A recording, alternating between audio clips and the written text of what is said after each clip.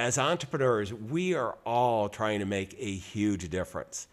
And one of the best ways of making a difference is to look at people who've walked in front of us, who have really walked the path. And our next guest is a remarkable young man who has walked many paths. He's a serial entrepreneur.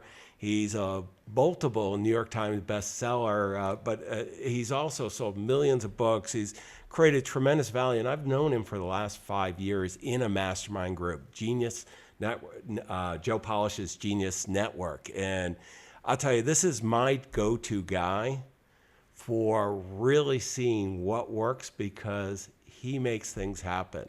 Dean Graziosi, and what I've asked him to share with us is 5 insights that you don't want to miss. It's going to transform your life. Stay tuned. You want amazing, remarkable, exceptional breakthroughs. Dig deep, think bold, drive hard, watch yourself soar beyond your dreams. AESNation.com. Dean, I am so excited. You and I only hang out together in real life. This is the first time we've been together virtually. So thank you for joining and being willing to share with our audience. No, I'm just happy you called me a young man, so it's a good start. We're doing good already. No, we're right on the roll. Dean, you have, and this is something that's very sincere. I joined Joe's group and I wanted to learn online marketing, really marketing, and you've been one of the guys that I've learned probably the most from, just watching your evolution and, really serving your market and making a huge difference. And we're going to share 5 of your big drivers, the big drivers of success. But before I get there, not everybody knows you, and I want them to because they should. Give a little bit of the background of how you got to where you are.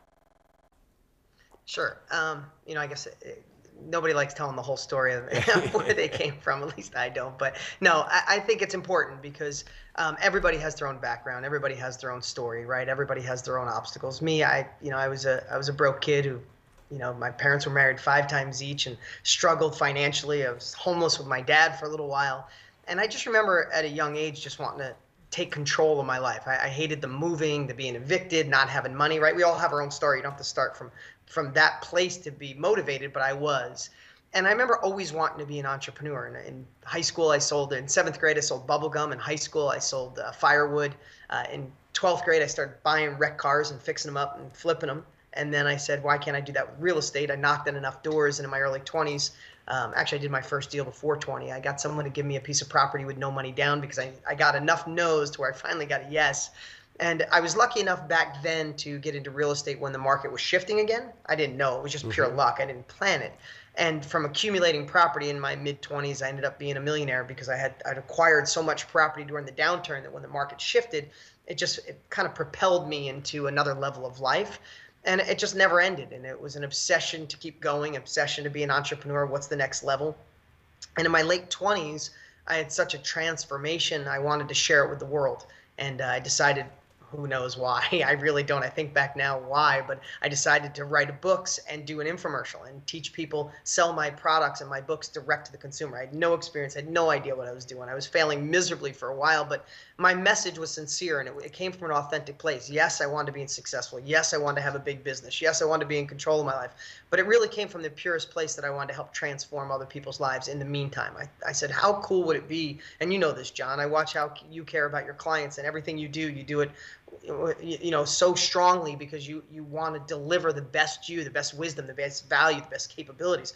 So I started at 29 years old. It was the first year I was on TV, I think 29 or 30.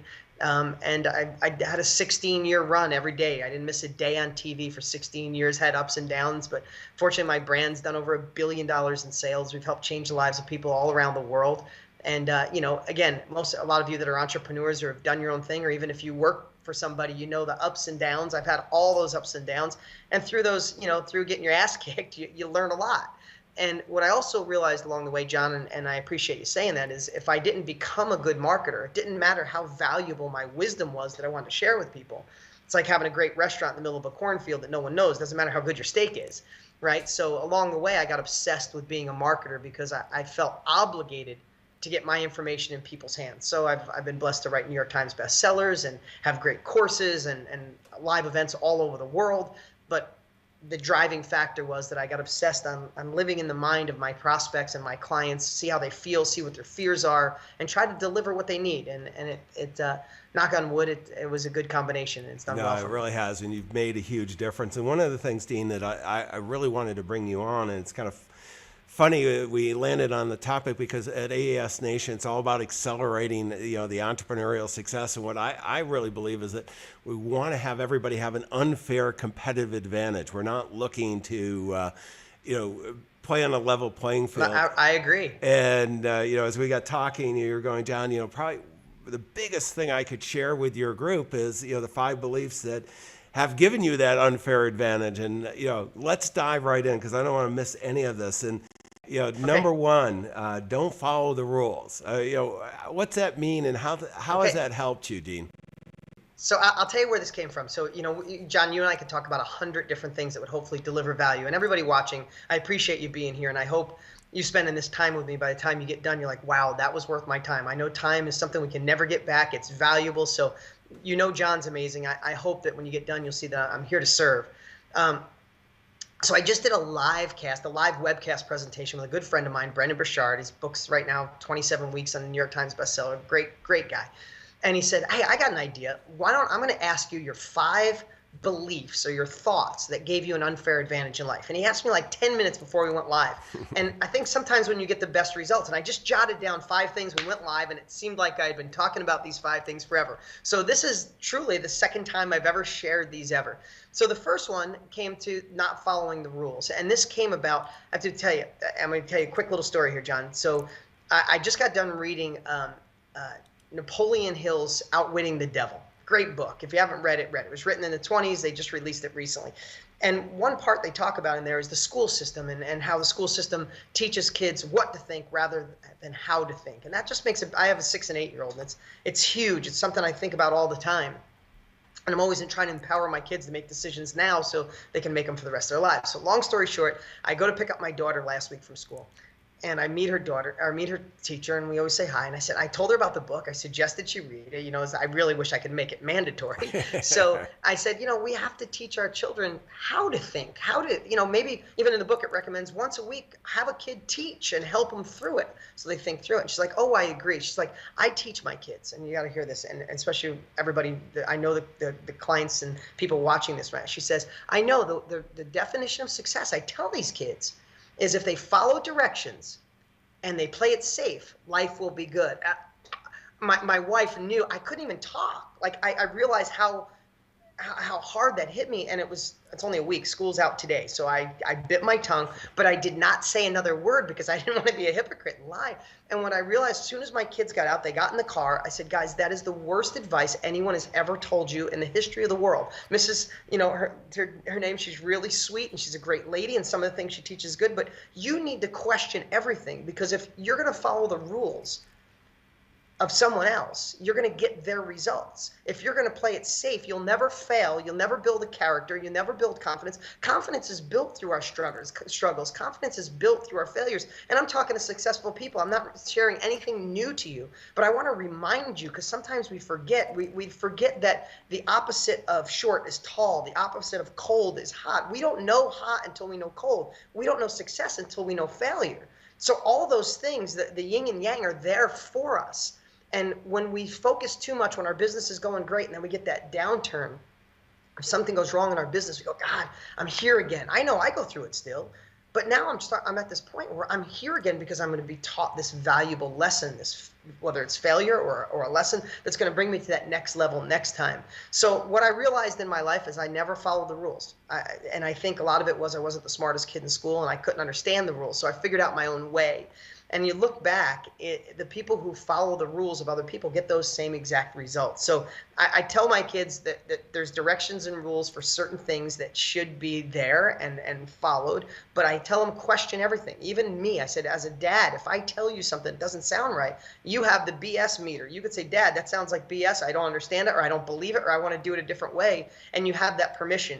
For me, I use that as a kind of little test with my kids. It's easy, but think about that in our own lives. when have you ever gone to another level in your life by following what other people tell you to do? You got there because of you, because of your vision. When people told you were nuts, you did it anyway. So that was one of my rules that just popped out. It's a great one, and certainly when we start talking about the kids and so on, is it seems like education's set up to get them prepared for a factory job, which no Of longer course. exists. Well, And yeah, that's what it was created, right? They still have bells and whistles, and they lump kids together based on production date. You know what I mean? Like, so anyway, yeah, that no, was my well, first and one. so that's a powerful one, and all of us as entrepreneurs know that, but what we don't do is we don't follow it. So that's number one. Number two, people listen to you. Dean? What's this now here? When you and Okay, so Brendan were talking.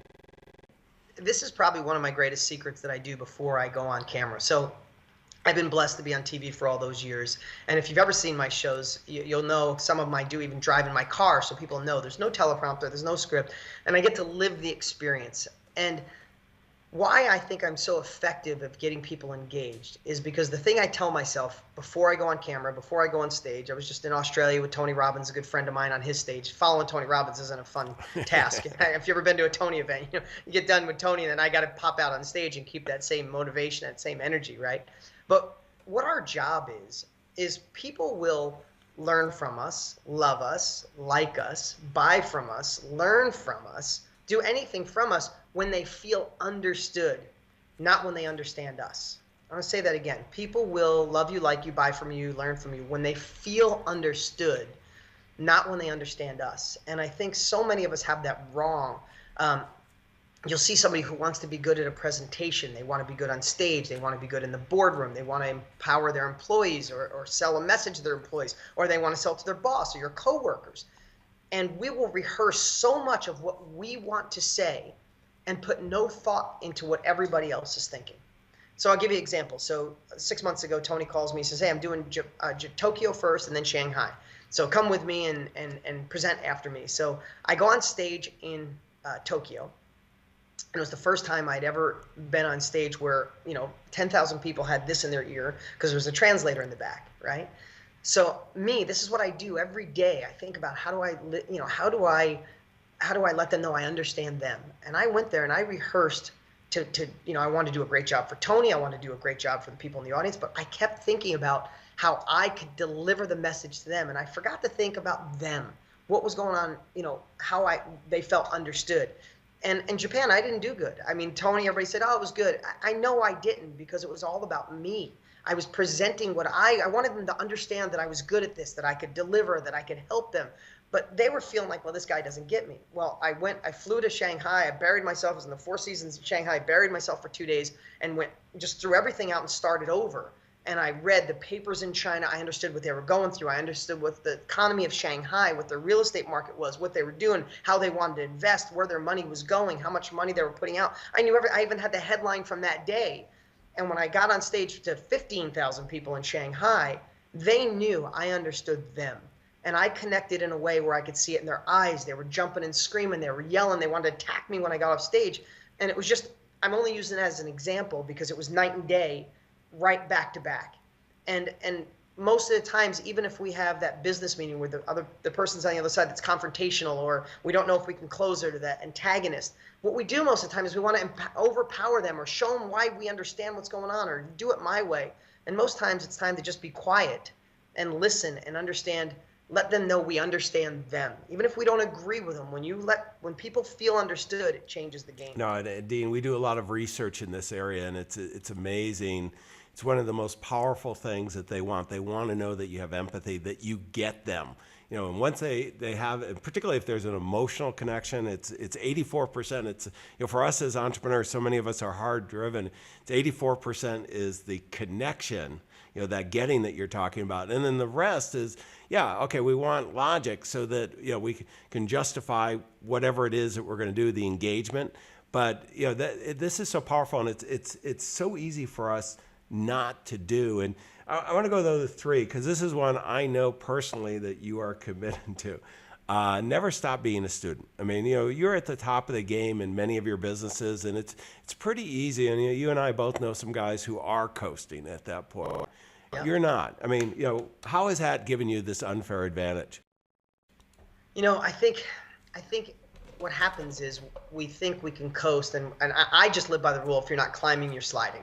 And that's not mean I'm obsessive and I can't stop. I shut it down. I'm a full-time dad when the phone goes off at 6 o'clock at night and on weekends.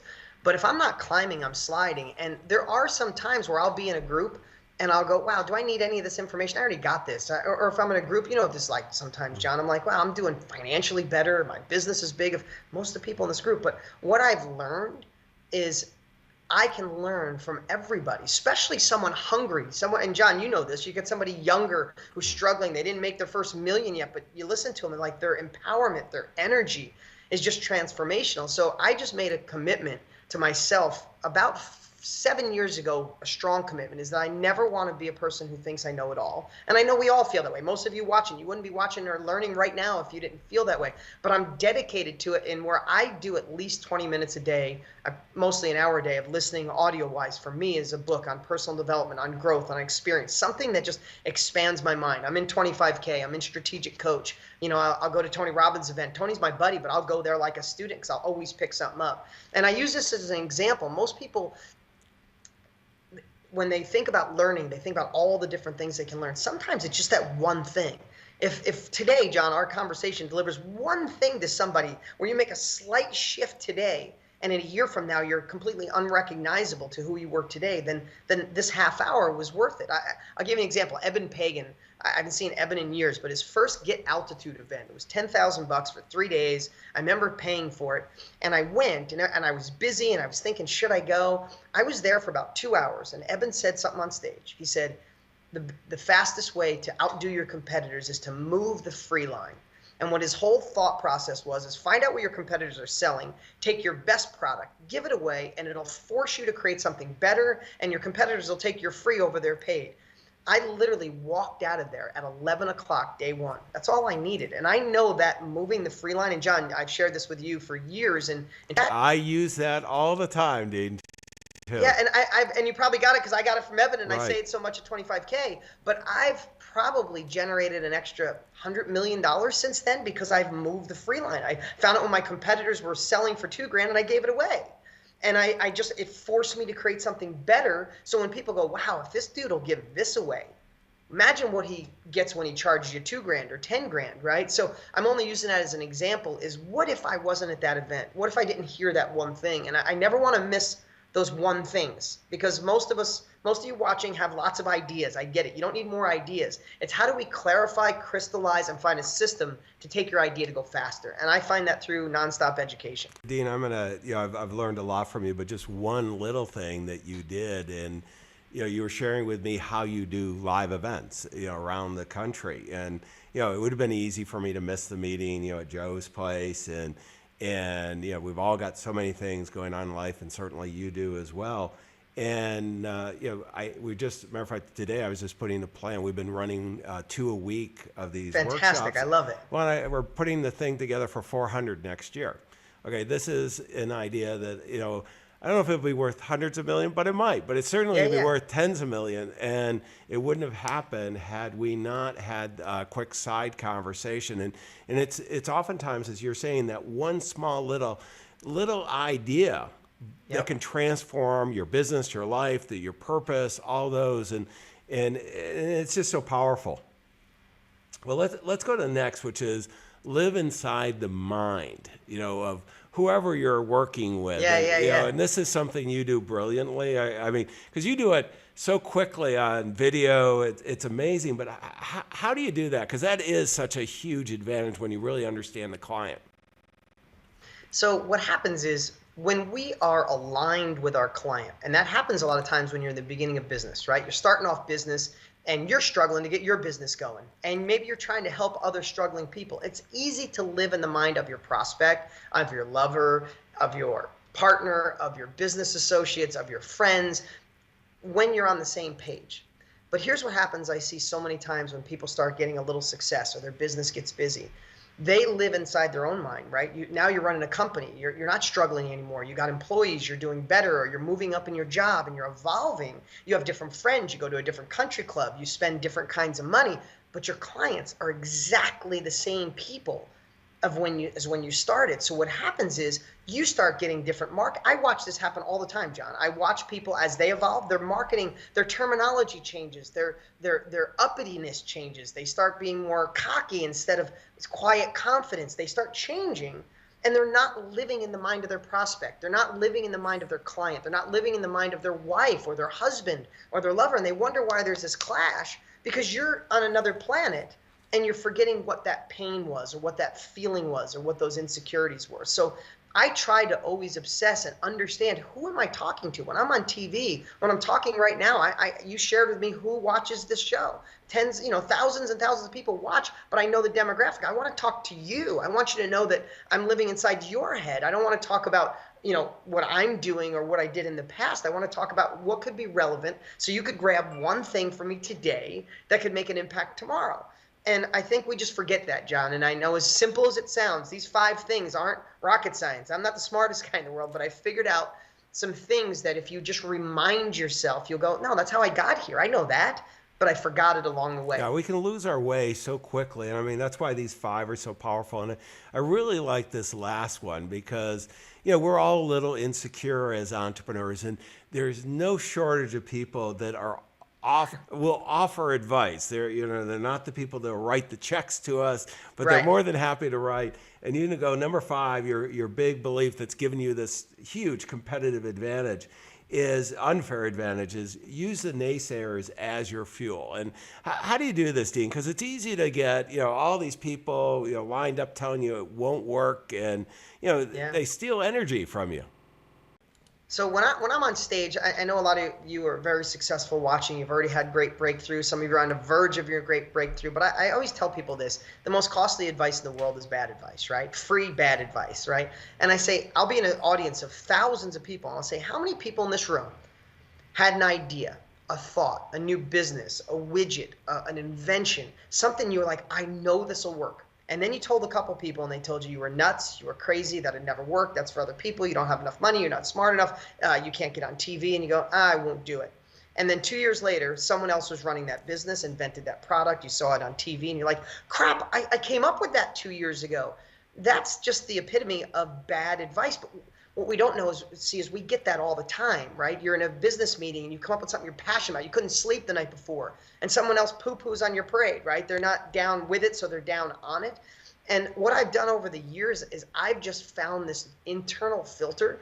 Literally, if we were in a meeting and I came up with my idea that I knew I was doing no matter what, even if it failed, I'm going to do it. And there's 5 people telling me why it won't work. I have this internal laughing mechanism where I am exploding with smile, energy, and love on the inside. Like, I'm definitely doing it now. And I've just found a way over the years to turn it into my fuel. It's not the anchor to my ship, it's the wind.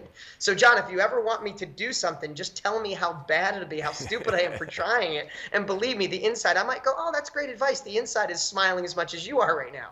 And I love to share that because we all get it. Yeah. We all know it. But don't just ignore the naysayers. Turn them into the fuel for your gas tank. Turn them into the gas behind the wind behind your sail. And all of a sudden you just get this shit-eating grin, and you're like, yeah, I get it. But you're doing it. And it is. And it's going to provide an awful lot of fuel for all of us here, if you can do that and do that. I mean, Dean, you have so much going on. And one of the things let me do the next segment, which is the book of the day. You are a prolific author. What book that you've done would you recommend to our AES Nation community?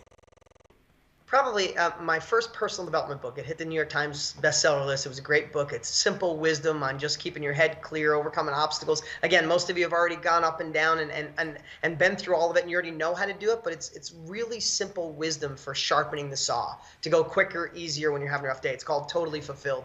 No, it's great. And how would they get that? Right now, literally, you go to my name, deangraziosi.com, and you can get it for free. The download version. You can go to bookstores, you can go to Amazon and buy it, but just go get the digital download for free at deangraziosi.com. Okay, and Dean, let's go to the next segment, which is, the app of the day. Is there anything on your smartphone, your work? Yes, I'm going to look it up right now because I just found this out. I was at a friend's house the other night, And this app is brand new, and it's called Periscope, Pericope, where you literally, with a touch, can, right now, if I was on, I could hold the camera live and it streams live as we're here. The other night I was at my friend's house, Maria Menounos. She's the Access Hollywood, or was on Access Hollywood, and her friend is Julianne Hough, so they're always on TV. So she had this app on live while we were there, and they announced a new show they were doing, and they had 1 million likes. And it's live and it's amazing. So what I'm going to use it for, John, and you might want to, and anybody watching, is if you're going to do an event, you're going to do something where you want to just get a message out immediately, you can start building a list and go, oh my God, I got a great idea for my clients. You could send out an email, you go live, and you could do it right on an app. You could do it while you're in the airport. You could do it while you're at home. That's just the latest and greatest. So I'm digging into that one. I haven't even done a broadcast yet, but I'm gonna, and I think technology is amazing for things like that. The ability to get our message out now has never been better. I mean, this is why it's such a fantastic time to be an entrepreneur. Dean, let me go to the next segment, which is resources. And you've got multiple companies, you've got an awful lot going on. What would be some of the resources that our fellow entrepreneurs could come to your sites and really learn more about what you're doing and how they might avail themselves of some of the services? So I would say go to deangraziosi.com and get my book for free. And I just launched, and it's not available right now, but I just got done releasing my first personal development course. It's a 5-week course. It's really incredible, but it's not for sale right now. But if you go to deangraziosi.com and you follow me, I do a weekly wisdom, which I think, John, I think you've seen them for years. Yeah, it's phenomenal. They're phenomenal. And I mean, not only are the messages good, but this is something all of us as entrepreneurs, whoever our tribe is, our community, just sharing. You're a model for how to do it well, and there's some great wisdom too. Yeah, so I'd say follow my weekly wisdoms, and there's a ton there for free. And if we release that course again, that'd be the course you guys should get. It's called The Winning State of Mind. Now, Dean, this is so powerful. Let me just kind of walk through, the key takeaways that I'm getting. And there's just so many, but I might just go through, this whole framing of the 5 beliefs that you have that have given you a huge unfair competitive advantage. It's just so powerful. I'm glad Brendan kind of pushed you to do this so that we could share it. But number 1, Dean shared with us, don't follow the rules. And if you look back, almost every big success you've had is because you haven't followed the rules. Absolutely. And we so often forget about that. So think all of us should be re-examining these on a continuous basis. Number 2, people listening to you. We talked about the power of empathy and being understood first. Not we think we're really interesting people and we're going to share all this. It's all about them. Just remind yourself over and over again, how can you deliver value? Never stop being a student. I mean, Dean, you've led the way this, and I just watch, all the different tools and everything that you're doing, whether it's in real estate, personal development, growth, and it's been amazing. And 4th, live in the mind, and I'm going to go to the client here, or your prospective client. Yeah. Dean, I've watched you, help. We do these hot seats at Joe's, and we'll have somebody present and they don't really understand their client, and you'll use that process, and it's just been amazing. And then lastly, the naysayers, fueling you. Dean, this has been so valuable. I want to thank you for your time. You're welcome, John. I've been wanting to do this with you for a while, so I'm glad we found the time. I am too, and I know there's thousands of fellow entrepreneurs that are, I'm going to encourage you to go to aesnation.com, download the transcript, look at the show notes, these 5 big beliefs, and review them, because they're going to be so powerful for your clients, your future strategic partners, your teammates. Go out and make a difference. Wish you the best of success. Thanks, John. Exceptional, remarkable breakthroughs. aesnation.com